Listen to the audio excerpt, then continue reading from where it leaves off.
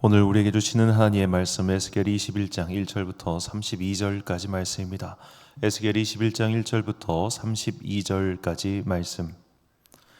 이제 봉독하겠습니다. 하나님의 말씀 경청하십시오. 주님께서 나에게 말씀하셨다. 사람아, 너는 얼굴을 예루살렘 쪽으로 돌리고 그곳의 성전을 규탄하여 외치고 이스라엘 땅을 규탄하여 예언하여라. 너는 이스라엘 땅에 전하여라. 나 주가 말한다. 내가 너를 대적한다. 칼집에서 칼을 뽑아 너희 가운데 있는 의인과 악인을 다 쳐 죽이겠다.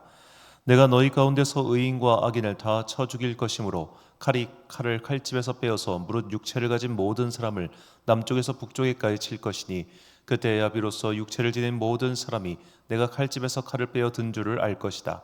그 칼은 절대로 칼집에서 다시 꽂히지 않을 것이다. 너 사람아, 탄식하여라. 그들이 보는 앞에서 허리가 끊어지는 듯이 괴로워하면서 슬피 탄식하여라. 사람들이 무엇 때문에 탄식하느냐고 물으면 너는 그들에게 재앙이 다가온다는 소문 때문이다. 사람마다 간담이 녹으며 두 손에 맥이 빠지며 모두들 넋을 잃으며 모든 무릎이 떨 것이다. 재앙이 닥쳐오고 있다. 반드시 이룰 것이다. 나 주 하나님의 말이다 하고 말하여라. 주님께서 나에게 말씀하셨다. 사람아, 예언을 전하여라. 나 주가 말한다. 칼이다. 칼의 날이 섰다. 칼이 반짝거린다. 사정없이 죽이려고 칼의 날을 세웠으며 번개처럼 휘두르려고 칼의 광을 냈다. 내 백성이 모든 경고와 심판을 무시하였으니 어찌 기쁨이 있을 수 있겠는가. 그 사람의 손에 쥐어주려고 칼의 광을 내었다. 사륙자의 손에 넘겨주려고 그렇게 시퍼렇게 날을 세우고 광을 냈다. 사람아, 너는 부르짖으면서 통곡하여라. 그 칼이 내 백성을 치고 이스라엘의 모든 지도자를 칠 것이다. 지도자들과 나의 백성이 함께 칼에 찔려 죽을 것이다. 그러므로 너는 가슴을 치며 통곡하여라. 내가 내 백성을 시험하겠다. 내 백성이 회개하기를 거절하면 이 모든 일들이 그들에게 닥칠 것이다. 나 주 하나님의 말이다. 너 사람아, 예언을 전하여라. 손뼉을 쳐라. 그 칼이 두세 번 휘둘릴 것이다. 그것은 사람을 죽이는 칼이요 큰 무리를 학살하는 칼이다. 사람들 주위를 빙빙 도는 칼이다. 사람들의 간담이 높고 많은 사람이 쓰러져 죽을 것이다. 내가 성문마다 사륙하는 칼을 세워놓았다. 번개처럼 번쩍이는 칼, 사람을 죽이려고 날카롭게 간 칼이다. 칼아, 나를 세워 오른쪽을 치며 방향을 잡아 왼쪽을 쳐라. 어느 쪽이든지 너의 날로 쳐라. 나도 손뼉을 치겠다. 나의 분노도 풀릴 것이다. 나 주가 말한다. 주님께서 나에게 말씀하셨다. 너 사람아, 바벨로니아 왕이 칼을 가지고 올 수 있는 두 길을 그려라. 그 두 길은 같은 나라에서 시작되도록 그려라. 길이 나뉘는 곳에는 안내판을 세워라. 칼이 암몬 자손의 라빠로 갈 수 있는 길과 유다의 견고한 성읍인 예루살렘으로 갈 수 있는 길을 그려라.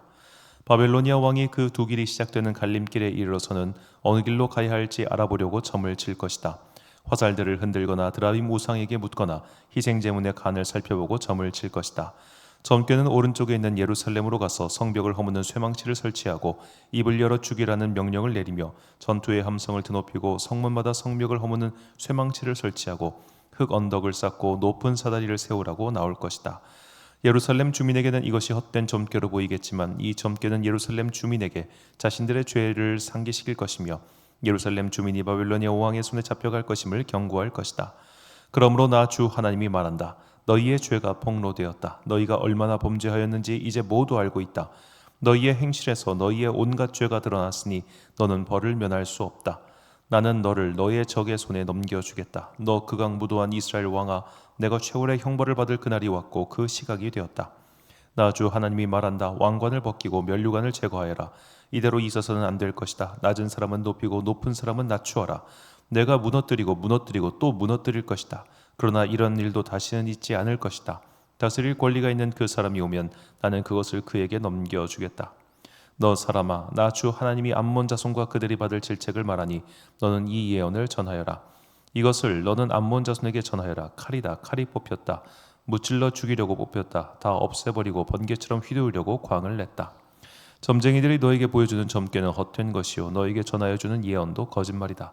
내가 죄를 지었으니 내가 악하니 그날이 온다. 최후의 심판을 받을 날이 온다. 칼이 내 목 위에 떨어질 것이다. 칼은 다시 칼집으로 돌아가거라. 암몬 자손아, 내가 지음을 받은 곳, 내가 자라난 곳에서 내가 너를 심판하겠다. 나의 분노를 너에게 쏟아붓고 타오르는 진노의 불길을 너에게 내뿜고 사람 죽이는 데 능숙한 짐승 같은 사람들의 손에 너를 넘겨주겠다. 너는 불의 땔감이 될 것이며 너는 내 나라의 한복판에 피를 쏟을 것이다. 너는 더 이상 기억에 남지 않을 것이다. 나 주가 말한다. 아멘. 당연한 것은 없다라는 제목으로 하나님의 말씀 선포하겠습니다. 자, 하나님께서 성전을 건축한 솔로몬 왕에게 그에게 영원한 왕위를 주겠다는 약속을 상기시켜 주셨습니다. 그런데 이 영원한 약속에는 다음과 같은 조건절이 붙어 있습니다. 열왕기상 9장 4절과 5절을 보면 내가 만일이라는 말씀으로 시작합니다. 만일 내 아버지 다윗이 행한 것 같이 마음을 온전히 하고 바르게 하여 내 앞에서 행하며 내가 내가 명령한 대로 온갖 일에 순종하여 내 법도와 율례를 지키면, 만일 지키면 내가 내 아버지 다윗에게 말하기를 이스라엘의 왕위에 오를 사람이 내게서 끊어지지 아니하리라 한 대로 내 이스라엘의 왕위를 영원히 견고하게 하려니와. 자, 하나님께서는 영원한 왕위를 약속하셨습니다. 그러나 분명히 이것은 조건이 있었습니다. 네가 지키면. 그러니까 하나님의 약속은 일종의 쌍방 계약입니다. 그냥 일방적으로 주겠다가 아니라 네가 이렇게 하면 내가 이거 해줄 거야. 이런 식이에요. 그러니까 하나님, 그래서 이제 그 약속을 커버넌트, 계약이라고 표현한 이유가 여기에 있습니다. 상호간에 이루어진 약속이기 때문입니다. 자, 솔로몬이 이 약속을 지켰냐? 안 지켰어요. 그러니까 나라가 둘로 빡 하고 쪼개지지 않았습니까? 그리고 유다의 왕들이 이 약속을 계승해서 지켰느냐? 지키지 않았습니다. 그럼에도 불구하고 하나님께서 유다 왕국 같은 경우는 이게 북이스라엘은 계속해서 왕가가 바뀌잖아요. 하다가 없어지고 하다가 반란이 일어나고, 근데 남유다 같은 경우는 계속 왕가가 유지가 됐습니다. 그 이유는 무엇인가? 하나님께서 다윗에게 베풀어 주셨던 그 은혜, 그리고 다윗이 하나님께 했던 그 행동, 그것을 기억하시고 그 후손들에게 최소한의 복을 주신 거예요. 최소한의 복. 그냥 자리만 지킬 수 있게끔. 얘들 하는 거 보면 다 뺏어버리고 싶은데 그래도 너희의 조상 다윗의 얼굴을 봐서 내가 참는다 하시다가 드디어 므낫세 왕 때 야, 얘네들도 끝났다 해가지고 정리가 된 거란 말입니다. 자, 그런데 그 뒤에 이 유다의 왕들에게는 좀 이런 착각하는 마음이 있었을 것 같아요. 하나님께서 우리 영원한 왕이 준다고 하셨잖아. 지켜주시겠지. 다윗의 이름이 끊기지 않게 해주신다고 했잖아. 지켜주시겠지. 이런 막연한 기대. 이게 사람은 다 똑같습니다. 자기가 잘한 거는 엄청 크게 생각하고 자기가 못한 것에 대해서는 인지를 못해요. 내가 받아야 될 거는 엄청 크게 느끼고 내가 줘야 할 것에 대해서는 이미 다 줬다고 생각합니다. 누구나 다 말하는 본새나 행동하는 모양 보면 인간은 다 누구나 크든 적든 간에 객관적이지 않아요. 우리는 모두 다 주관적으로 살아갑니다. 내가 느끼는 것, 내 감정, 내 상황이 우선이다 보니까 이런 것들을 객관적으로 평가하면서 아, 내가 이것은 잘못했지, 이거는 좀 이제 보충해야지, 이렇게 보기가 어려운 거죠. 그래서 누구나 하는 말처럼 남의 말 잘 들으면 중간은 가지 않겠습니까? 자, 유다의 왕들이 이렇게 남의 말 듣지 않고, 그러니까 선지자들 말 듣지 않고 자기 자신에 대해서는 꽤 괜찮은 존재인 양, 꽤 괜찮은 왕인 양, 꽤 괜찮은 지도자인 양 착각했습니다. 그래서 하나님께서 과거 다윗에게 약속하셨던 그 영원한 왕위가 이어질 거라고 생각했습니다. 그런데 오늘 본문에서 하나님께서 이렇게 말씀하세요. 26절과 27절 보니까 주 여호와께서 이같이 말씀하셨느니라. 관을 제거하며 왕관을 벗길지라. 그대로 두지 못하리니 낮은 자를 높이고 높은 자를 낮출 것이니라. 내가 엎드려뜨리려니와 이것도 다시 잊지 못하리라. 마땅히 얻을 자가 이르면 그에게 주리라. 자, 엎드려뜨리고 세 번이나 반복됩니다. 그러니까 히브리 문법에서 동사가 세 번 반복되는 경우는 거의 없습니다. 그러니까 굉장히 지금 독특한 본문입니다. 이 말씀은 결국 하나님께서 너희의 왕위를 내가 다 엎드릴 거야. 당연한 거 없어. 내가 지금까지 참고 또 참았는데 이젠 참지 않아. 그리고 그 왕위 내가 다른 사람에게 줄 거야 라고 그렇게 말씀하시는 것이죠. 자, 우리는 이 본문 속 뒤에 감추어져 있는 이 유다 왕국 사람들의 이 행동을 통해서 오늘 우리의 삶을 돌아봐야 합니다. 우리가 받아서 누리고 있는 것들은 당연한 게 아닙니다. 모두가 다 하나님께서 은혜 가운데 거저 주신 것들이 많습니다.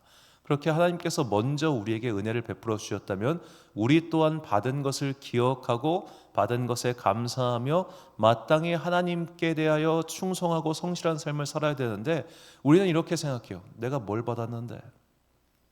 아니, 제가 받은 거에 비하면 내가 받은 게 뭔데?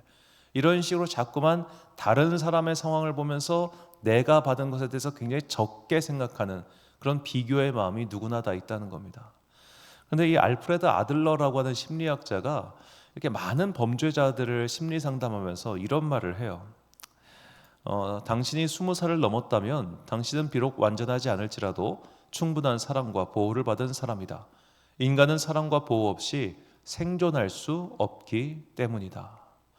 그러니까 인간이란 동물, 다른 그 생태계에 있는 포유류 같은 경우는 그래도 일단 태어나면은 움직이고 그래도 먹이를 먹고 이게 똥땅똥땅 할 수 있지만, 인간이라고 하는 포유류는 진짜 5살 이때까지는 반드시 누군가가 그를 먹여줘야 되고 재워줘야 되고 하지 않으면 그때 다 죽어버립니다. 그러니까 당신이 이 생존의 어려운 시기를 뚫고 이 나이까지 됐다는 것은 누군가에 의한 최소한의 보호를 받았다는 거예요. 그런데 우리가 성인이 되면 될수록 내가 그런 최소한의 보호를 받지 못했다고 느끼는 이유는 결국에는 더 많은 보호를 받은 사람, 더 많은 것을 받은 사람을 보면서 내가 받은 건 요만큼밖에 없어. 우리 부모는 날 사랑하지 않았어. 부모 얼굴도 모르겠어. 이런 식으로 하면서 내 마음속에 계속 분노를 키우는 거죠. 그러다 보니까 그렇게 분노를 키우고 나면은 그때부터 감사의 마음은 몽땅 다 사라지고 비교하는 마음, 원망하는 마음, 분노하는 마음만 생기는 겁니다. 그렇게 되면 하나님께서는 안타깝지만 그가 받았던 것조차도 뺏어가실 수가 있습니다. 예수님께서 말씀하셨어요. 마태복음 25장 28절과 29절 말씀. 그에게서 한 달란트를 빼앗아 10달란트 가진 자에게 주라. 무릇 있는 자는 받아 풍족하게 되고 없는 자는 그 있는 것까지 빼앗기리라. 자, 10달란트와 한 달란트는 단순히 10배 차이 정도가 아니라 금액으로 치면 어마어마한 차이가 납니다. 여러분 1,000만 원 갖고 사업하는 사람이랑 1억 갖고 사업하는 사람이랑 일단은 출발부터 다르겠지만 나중에 돈을 불리는 속도가 어마어마하게 달라진다는 것쯤은 우리 다 알고 있습니다. 자본이 자본을 낳는 거지 작은 자본으로 시작하면 결국 작은 거 벌어요. 그러니까 똑같은 3명에게 갑자기 누구는 10, 누구는 5, 누구를 하나를 주면은 이 하나 받은 사람이 10 받은 사람, 5 받은 사람 보면서 어떤 생각이 들겠습니까? 원망하는 마음, 좌절하는 마음, 비교하는 마음, 그런 마음 생기지 않겠습니까? 그런데 돌이켜보면은 그에게 한 달란트 준 것도 사실은 그냥 준 거잖아요. 그 한 달란트에 대한 감사, 한 달란트에 대한 은혜, 이런 거 없이 비교하는 마음, 쟤는 왜 이러다 보니까 결국 그는 그 있는 것도 빼앗기게 된다는 것이죠. 우리가 10달란트를 받았는지 한 드라크마를 받았는지 우리는 그것을 알 수 없습니다. 그것은 각자가 받은 몫이죠.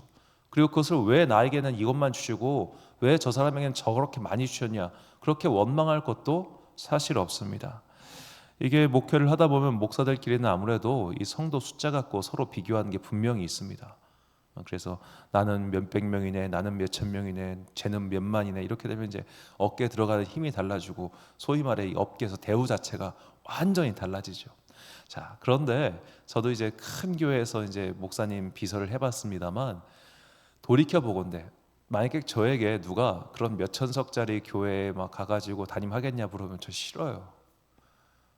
그게 얼마나 부담되고 스트레스 받는 자리인지는 가서 보면 아는 겁니다. 그래서 어느 목사님께서 이런 말씀하셨어요. 10달란트 받은 자에게는 10달란트의 스트레스가 있는 거라고. 우리는 어쩌면 드라마 속에서 나온 장면처럼 많은 것을 가지면 더 많이 행복하고 너무 적게 받으면 비루하게 살겠지, 이렇게 말을 하겠지만 우리의 정신적인 수준은 이미 적은 것이 있더라도 그것에 대해서 깊이 있는 통찰을 통해 감사를 발견할 수 있습니다. 주님께서 그 눈을 열어주시면 가능합니다. 그러므로 지금 내가 받은 것이 무엇인지, 지금까지 내가 받은 은혜가 무엇인지 그것을 돌이켜보고 자꾸만 남과 비교하면서 원망하거나 불평하지 마십시오. 그렇게 되면 그 가진 것에 대한 은혜조차도 사라져 버립니다. 내가 받은 것을 지키고 그리고 주님께 다시 오시는 그날까지 은혜와 믿음을 지키는 것이야말로 우리의 삶의 근본임을 잊지 마시고 믿음 지키는 성도들 되시기를 주님의 이름으로 축원합니다. 결단의 말씀 디모데후서 1장 13절과 14절 말씀 함께 봉독하겠습니다. 시작. 너는 그리스도 예수 안에 있는 믿음과 사랑으로서 내게 들은 바 바른 말을 본받아 지키고 우리 안에 거하시는 성령으로 말미암아 내게 부탁한 아름다운 것을 지키라. 아멘. 사랑하는 지혜빛 광성교회 성도 여러분, 그리고 이 새벽 함께 깨우고 계신 귀한 주님의 자녀 여러분, 우리가 받은 것 중에 당연한 것 그 하나도 없습니다. 모든 것이 다 하나님의 은혜 속에서 누리고 있는 것들입니다. 내가 받은 것에 대한 감사를 잊지 마시고 다른 사람과 비교하지 마십시오. 하나님, 저 사람은 왜 저만큼 주시고 저에게는 요만큼 주셨습니까? 저 사람이 저보다 자격이 없다는 것을 아시지 않습니까? 이런 식으로 생각하기 시작하면 끝없는 불평과 원망이 우리의 영혼을 잠식할 수밖에 없습니다. 그런 사람은 나중에 믿음까지 잃어버립니다. 이미 받은 것이 크다는 것, 이미 받은 은혜가 충분하다는 것을 잊지 마시고, 부족한 것이 있다면 풍성히 채우신 주님께 구하시되, 그 부족한 것을 구하는 마음이 분노와 미움과 질투에 잠식되지 않도록 항상 성령님 앞에서 우리 마음을 조명하고, 그리고 주님께 다스림과 도움을 구하는 그런 지혜로운 주의 자녀들이 되시기를 예수님의 이름으로 축원합니다. 기도하겠습니다. 사랑과 내가 풍성하신 아버지 하나님, 받은 것이 크다는 것을 깨닫게 해주시니 감사합니다. 그리고 우리가 받은 것들 중에 당연한 것은 하나도 없다는 것을 또한 깨닫게 해주시니 감사합니다. 주님께서 모든 것을 더하여 주셨고 모든 것을 채워주셨습니다. 내가 부족하다고 느끼는 것뿐 실제로 부족한 게 아님을 깨우쳐 주셔서 감사합니다. 더욱더 열심히 살게 하시고 노력하게 하시고 힘내게 하셔서 받은 것에 대한 은혜를 잊지 않고 받은 것에 대한 것을 풍성하게 채워가는 주의 현명한 자녀들 되게 하여 주옵소서. 때론 비교하는 마음, 미워하는 마음, 질투하는 마음이 우리의 발목을 붙잡고 우리의 마음을 힘겹게 할 때가 있으나, 그때마다 성령 하나님 우리의 마음을 다스려 주사 은혜의 생수로 채워 주옵소서.